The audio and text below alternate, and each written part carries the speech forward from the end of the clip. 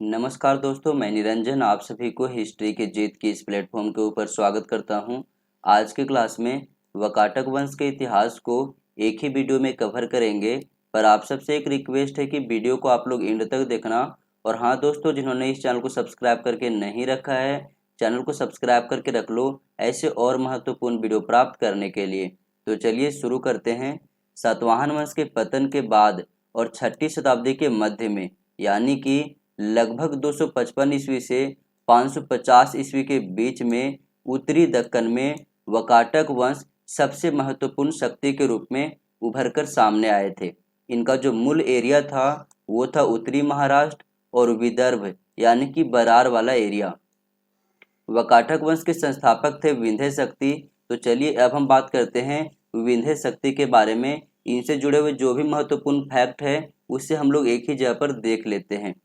वाकाटक राजवंश की स्थापना 255 ईस्वी के आसपास विंध्य शक्ति नामक व्यक्ति के द्वारा किया गया था।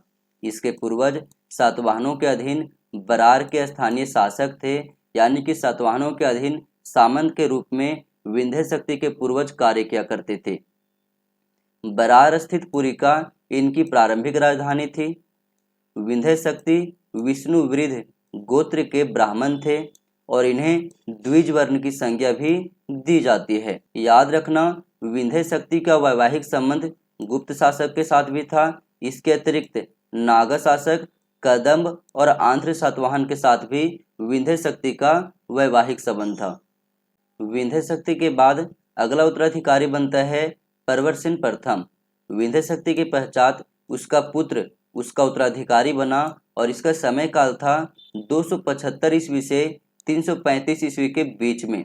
वाकाटक वंश का वह अकेला ऐसा शासक था जिसने सम्राट की उपाधि प्राप्त किया था। परवरसिन प्रथम का अन्य उपाधि है धर्म महाराज और इसके समय में वाकाटक वंश का राजधानी कंचनका था, यानी कि नाचना।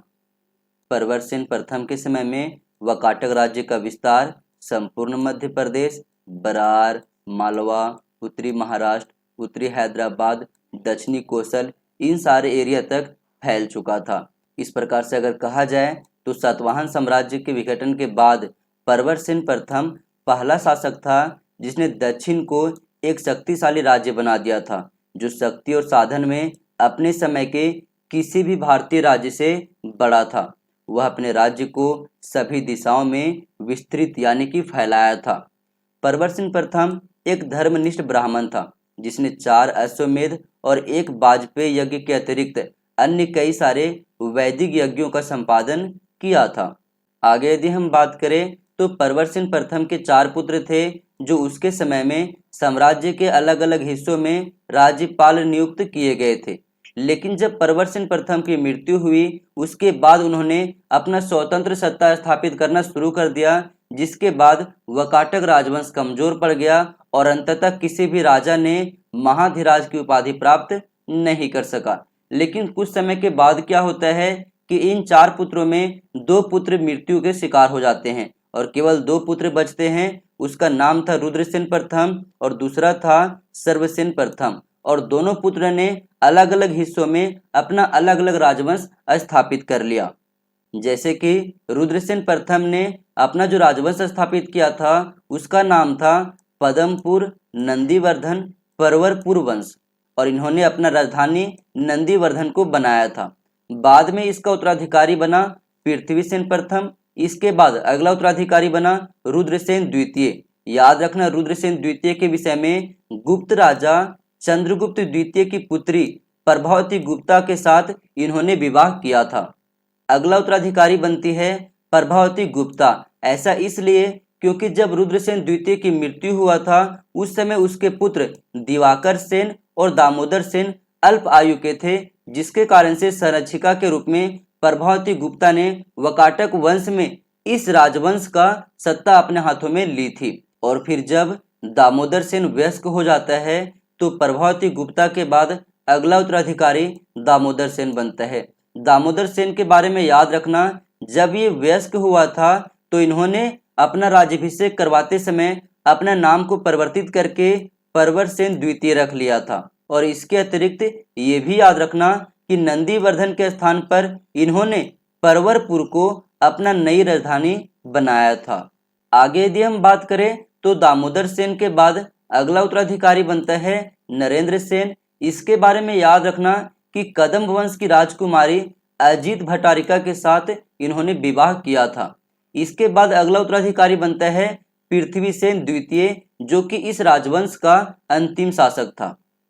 पृथ्वीसेन द्वितीय के बारे में याद रखना, इन्होंने नल और त्रैकुटक, जो कि दक्षिणी गुजरात वाला एरिया में शासन कर रहे थे, उनके राजाओं के विरुद्ध सफल अभियान किया था। पृथ्वीसेन द्वितीय प्रधान शाखा यानी कि पदमपुर, नंदीवर्धन, परवरपुर वंश का अंतिम शासक था।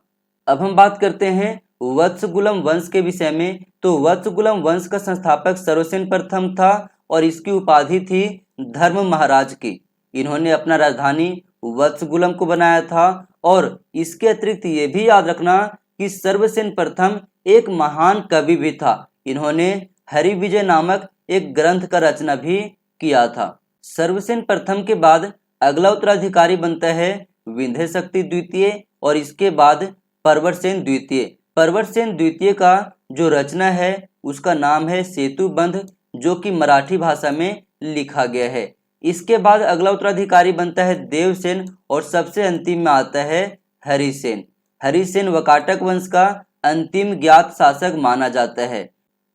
तो दोस्तों ये छोटी सी वीडियो मोस्ट इंपोर्टेंट है आपके एग्जाम के लिए। तो वीडियो को हम लोग यहीं पर समाप्त करते हैं और जिन्होंने इस चैनल को सब्सक्राइब करके नहीं रखा है, चैनल को सब्सक्राइब करके रख लो ऐसे और महत्वपूर्ण वीडियो प्राप्त करने के लिए। थैंक यू दोस्तों, अगले क्लास में फिर मिलते हैं।